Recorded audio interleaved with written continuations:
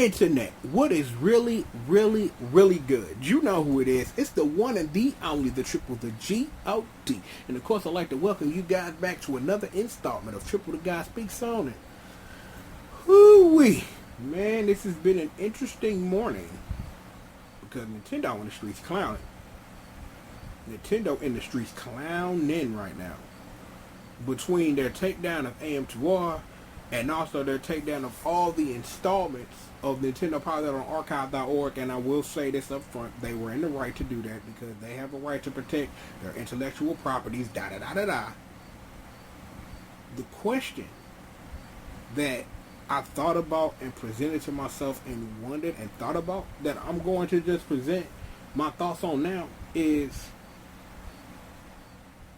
when will both sides of the ball, companies and fans alike, get to the point to where companies understand the reason why fans digitally preserve things the way they do and why they pour their love into the fan games the way they do? Because I'm honestly a person who feels that digital preservation projects and fan games in the subject in which we're talking about fall under the same umbrella of a simple word: love. It takes a lot of dedication and a lot of courage and a lot of love to pour your heart into something for a company to tell you, no, don't do that, even though we're not going to do that at all, ever.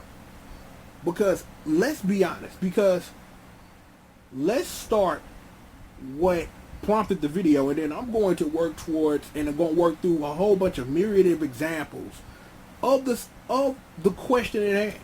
So, let's start with the dinosaur that is Nintendo, because a lot of the things that they have done over the past couple of years proves how completely and utterly out of touch they are with how things should possibly work, but they sticking to their guns of doing it the way that they feel like, and if they keep doing that, they are probably going to lose the fight that they are already in a losing fight of. That they used to be happy being second in a fight that they weren't involved in. In a minute, you're not going to be involved in a fight at all, and Mario's going to be jumping around on a Sony PlayStation 4, on a Microsoft Xbox, whatever the hell they're going to incentivize it 3 or 4 times to call it whatever desert animal they want. The point is that Nintendo was in the right to do what they did. Because again, like I say, companies have to protect their IPs, because if they let people get away with small stuff, then that's when the big stuff comes. So you got to squash out everything in the mud, and I can't be mad at them for that, not at all. But again, it's that, like I said, their past actions have continually proven how out of touch they are. In between these takedown notices, these C&Ds and all of that for things that aren't harming them at all, but still protecting IP, their whole Nintendo partner thing on YouTube where they take all your money and you don't make nothing, and all of those stuff, you've proven that you are completely and out of touch with your fan base. Sorry. That's just the game and how it is. Not apologize for that, because you know it's the truth. My thing is, Nintendo needs to take a lesson of the 2 things that they took down this week. Take a look at Nintendo Power, for example. You'd think, with that NES Mini coming out, you'd think that they would take this whatever this kerfuffle is and be, fans want this. So with this Nintendo Mini coming out, maybe we as a company should provide it. It's not going to happen because Nintendo don't care. I don't know. I don't want to say Nintendo don't care, but let's put it the way it is. You won't be seeing anytime soon digital installments of Nintendo Power available for fans to read, provided legally to you by Nintendo. Not going to happen. They aren't that forward thinking. Not gonna happen. So it then becomes another thing we're gonna touch on repeatedly on this is, fans love things so much that they willing to go out there and have the courage to go start their digital preservation projects to make sure that the past don't die and that the future has an opportunity to see how things were. Again, like I said, Nintendo had every right to protect their IP or whatever and take that stuff down. They were in the right to do that. But then again, like I said, wake up call. Have that stuff available in a way that fans can interact with, in a way that you control, because Nintendo is all about controlling their message, as a weird message as it is, and we're going to discuss a little bit more about that in a second. Nintendo, please take a cue from this. Understand that this is what that special fan base of yours, their special super hardcore fan base wants from you.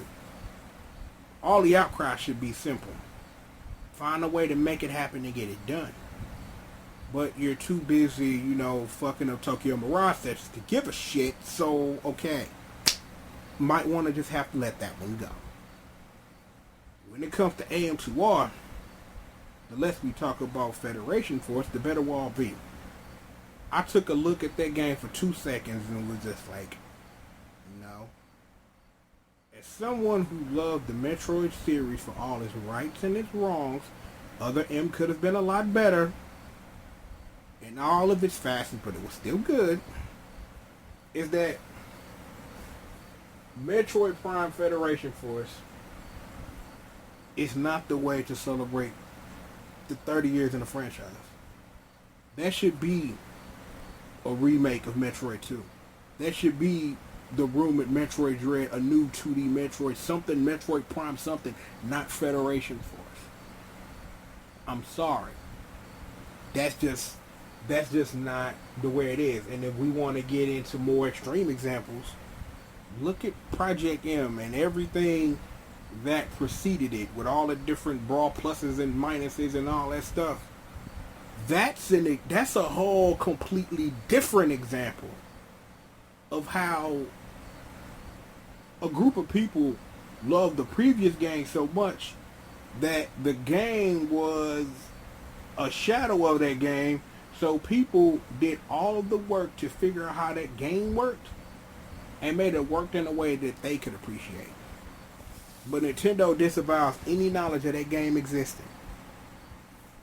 And at the same time, you could really consider, if you want to play devil's advocate of it, is that official support for Project M had to die so that Nintendo could be involved in the competitive fighting game thing. Because whenever the games show up at a tournament, they usually are helping to sponsor the game, and that's good for those who play those games and love them.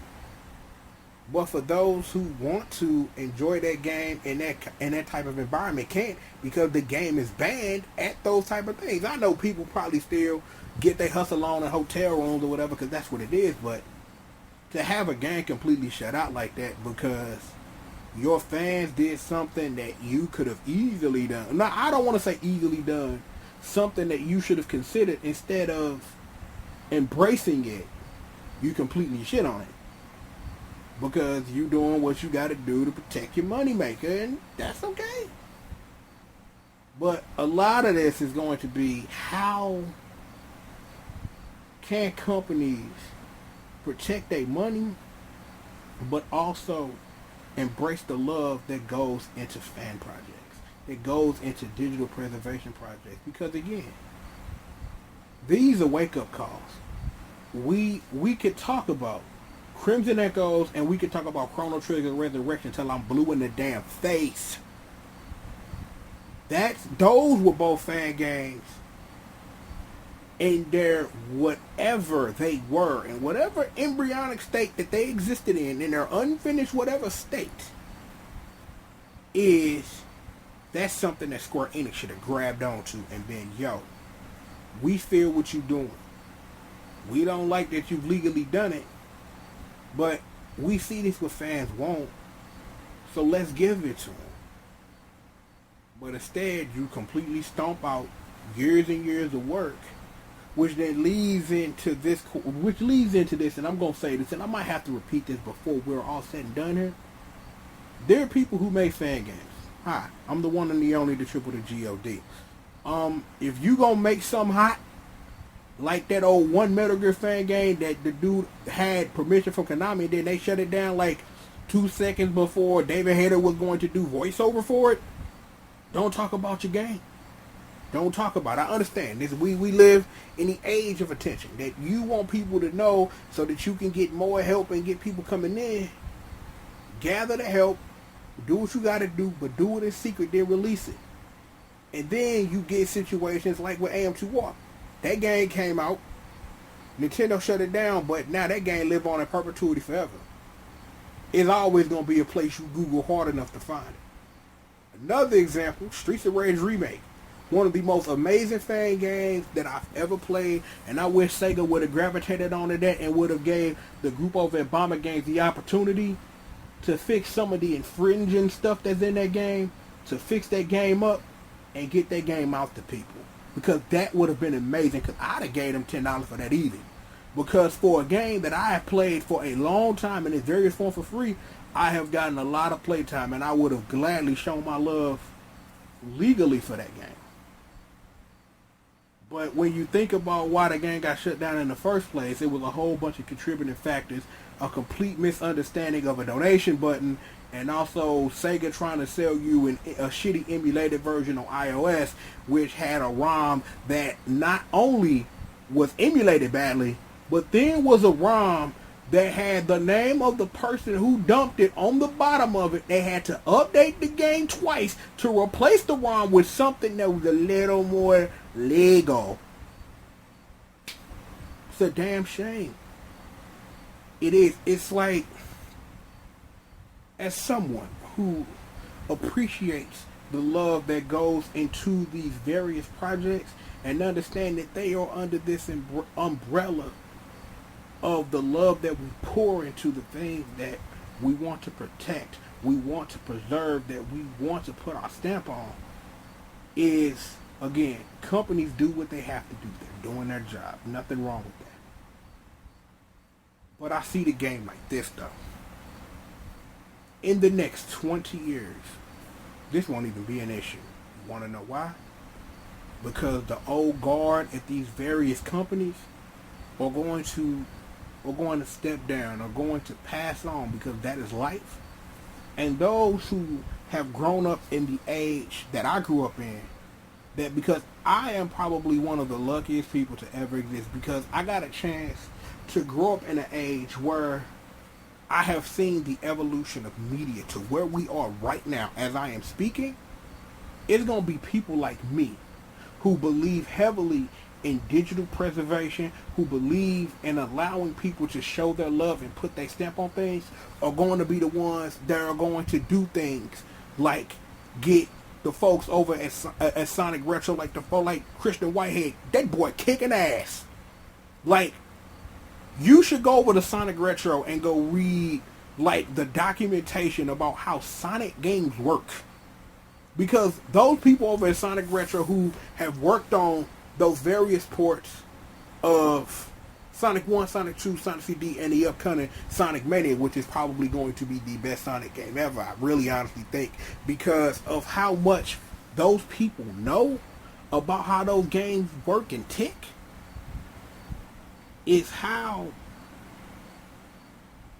companies can be better about embracing those who appreciate the art form in that way to create something better because of their understanding about how something ticks inside. Again, like I say, 20 years, this won't even be a discussion we'll have. It won't be. Because those like me who believe in this stuff are going to be the ones in charge, who understand why these things need to exist. And those are going to be the people that, man, we don't need to issue a C&D, because those people are going to understand that that this little fan game or whatever ain't affecting our bottom line. That's just a fan showing they love. Let them show it. Let us embrace that. That look, we give you our blessing to do what you do. So go and do it. And I really think that in the next 20 years, that's where we're going to be. this won't even be a subject to even talk about anymore. And I just can't wait for the day that, for real, we gonna get to that day where it won't be C&D takedown for something like an amazing game like AM2R, which if you haven't played it, you need to go hunt that thing down, because the little bit I've played of it, that gives new life to a game that needed it. Because there are a couple of games on Game Boy that need a remake, and AM2R, as it is as a Metroid 2 remake, does that job. Another game on that list is Mega Man V, but again, Nintendo should be embracing that kind of stuff, not stomping it into the dirt. That's the kind of stuff you bring on and be, look, this is what you want to do. That we see this outcry, we see this what our fans want. Yo, make it happen. Not let's stomp it out and not replace it with anything except Blast Ball. I don't know. Like I said, 20 years, this won't even be an issue. I'm like, hell, even 10 years from now, it's gonna be more Sonic Mania type projects, more Street Fighter Cross Mega Man type projects than there will be C&D letters. You have my word on it. Because this is going to be a going thing. It's going to be this back and forth fight between companies protecting what makes them money and the fans doing what they can to preserve their love for the things that they love in the various digital preservation projects and the fan games that they slave hard to create. One day, like I say, censorship won't be a damn issue in video games anymore, because we gonna grow up. We gonna grow up. The old guard gonna move out. The new guard gonna come in and understand that things are the way they are and why they are important and why they should be important and why they should be left alone as they are and be embraced given the situation. It's gonna be more there than less C&Ds.